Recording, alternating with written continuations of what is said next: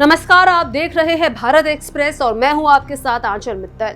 बिहार में विधानसभा चुनाव का परिणाम आने के बाद यूट्यूबर और जन स्वराज उम्मीदवार मनीष कश्यप एक बार फिर से सुर्खियों में है।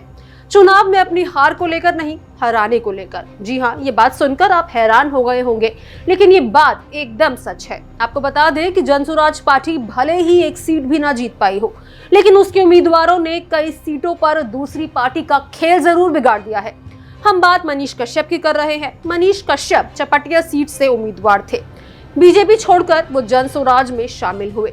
वो जन स्वराज से कैंडिडेट भी बन गए। हालांकि ये दूसरी बात है कि टिकट देने से पहले भी ये कंफर्म नहीं था कि उन्हें टिकट मिलेगी भी या फिर नहीं, लेकिन आखिर में जन स्वराज से उन्हें टिकट मिल गया।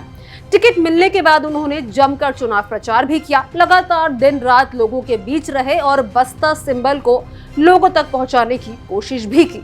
प्रशांत किशोर भी उनके रोड शो के लिए आए थे, वहां पर रैलियां हुई, लेकिन जब चुनाव परिणाम आया तो मनीष कश्यप तीसरे नंबर पर दिखे। चुनाव हार गए और उस सीट पर कांग्रेस के उम्मीदवार चुनाव जीत गए।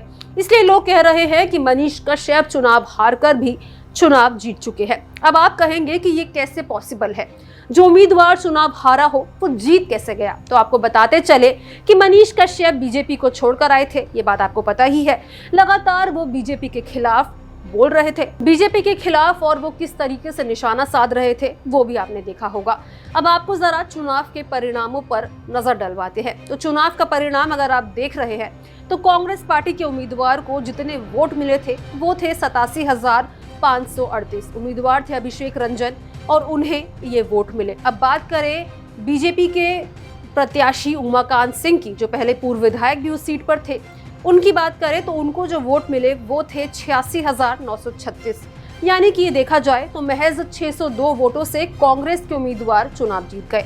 लेकिन अगर आप मनीष कश्यप के वोटों पर नजर डालेंगे तो देखेंगे कि मनीष कश्यप को 37,172 वोट मिले। अब अगर हम सोचें तो सिर्फ अगर मनीष कश्यप को बीजेपी से जोड़ दिया जाता है, यानी कि बीजेपी की तरफ से अगर वो चुनाव लड़ते, तो हो सकता है कि बीजेपी का उम्मीदवार या फिर मनीष कश्यप ही जीत जाते। लेकिन इस सीट पर कांग्रेस का प्रत्याशी बाजी मार गया। जन स्वराज से मनीष कश्यप के चुनाव लड़ने से उमाकांत सिंह चपटिया की सीट पर चुनाव हार जाते हैं, और महज वो भले 602 वोटों से हारते हैं, लेकिन इस हार के पीछे कोई कैंडिडेट है तो वो है मनीष कश्यप। क्योंकि एक ना एक देखा जाए तो मनीष कश्यप ने उनके वोट काटने का काम किया है। मनीष कश्यप के खिलाफ चुनावी मैदान में उतरे। उन्होंने बीजेपी को तो अपनी वजह से चुनाव हरवा दिया, लेकिन खुद चुनाव जीत नहीं पाए। तभी हम कह रहे हैं कि मनीष कश्यप चुनाव हारकर भी चुनाव जीत गए। चटपटिया की सीट पर कांग्रेस के कैंडिडेट चुनाव जीते। मनीष कश्यप हारे, लेकिन जिसका लगातार वो विरोध कर रहे थे, इस चुनाव में उतरने के बाद उस कैंडिडेट को चुनावी मैदान में पटकनी दे दी, और या फिर ये कहे कि वो कैंडिडेट कांग्रेस के कैंडिडेट से हार गए, सिर्फ जन स्वराज के मनीष कश्यप के वोट काटने से। अब आपको ये वीडियो कैसी लगी कमेंट बॉक्स में जरूर शेयर करें। इसको लेकर आप क्या राय रखते हैं कमेंट बॉक्स में जरूर बताएं।